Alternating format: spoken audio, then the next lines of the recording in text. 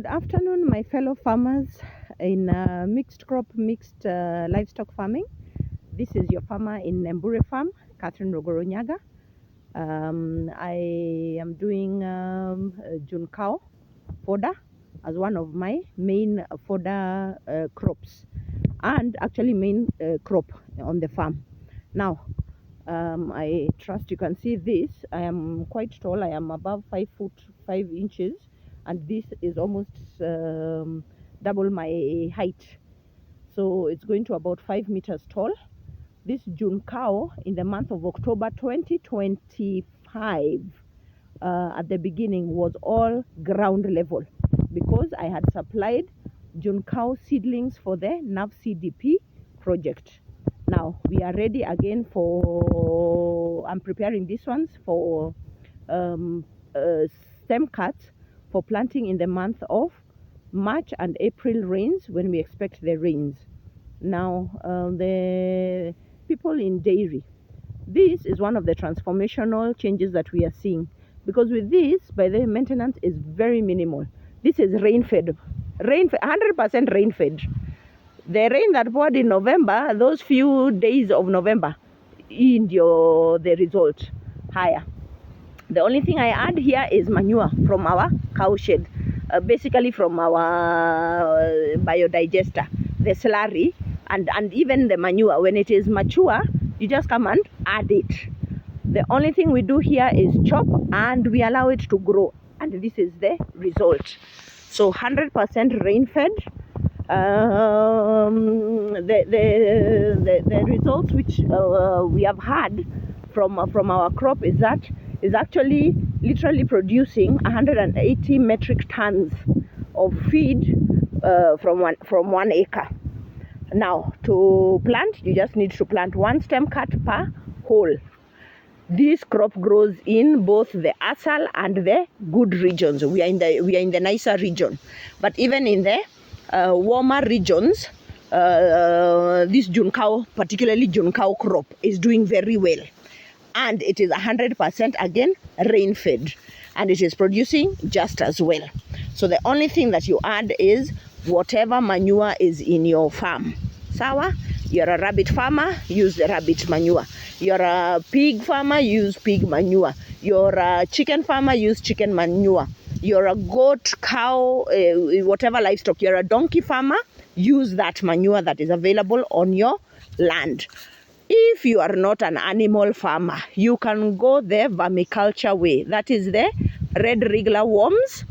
They make very good quality manure, as well as composting is another way of manuring.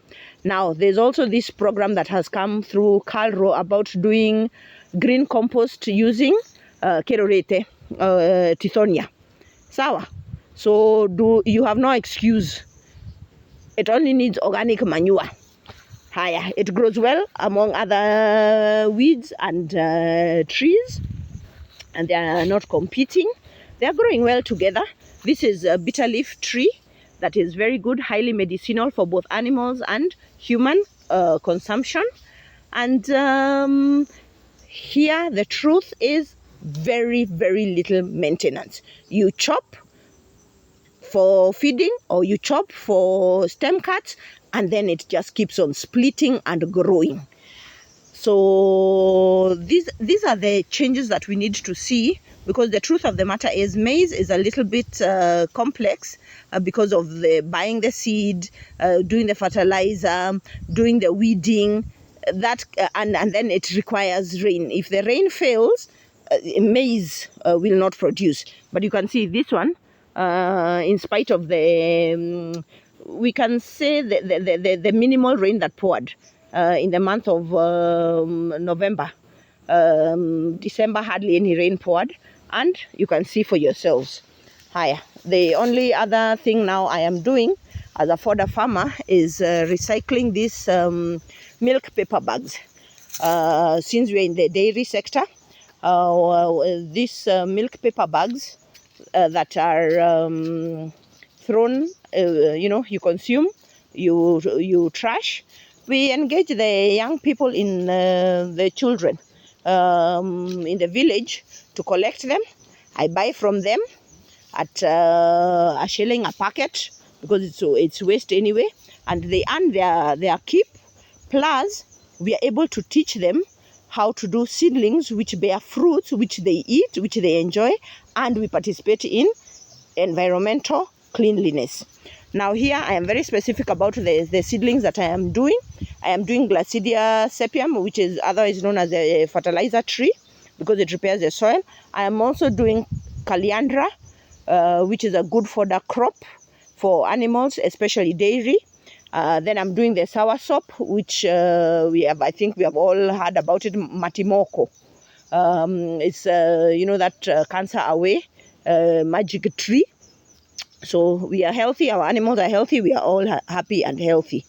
And then that is what we are focusing on during this wonderful year when women are being recognized by the UN, Women in Agriculture. And as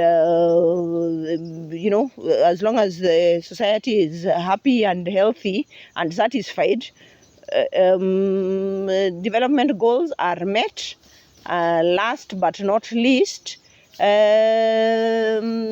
we enjoy greening up our environment and keeping it clean. With this fodder crop, man, you can really enjoy. And the truth of the matter is we have weighed and we have seen that it's actually producing 180 metric tons of food, of animal food per acre. That can feed 20 grade cows easily without looking for food elsewhere. More importantly, I am also making hay with this June cow. And the hay production is very easy. You chop it, you dry it, you crush it, you make your hay, and you feed your animals. So tuendeleni na kazi, tukisonga, keeping busy, blessed, and productive. This is your farmer in Embu County, Nembure Farm, Catherine Rogoronyaga. 0722 700 558 is how I can be reached to engage with farmers, as well as open the farm to peer-to-peer learning.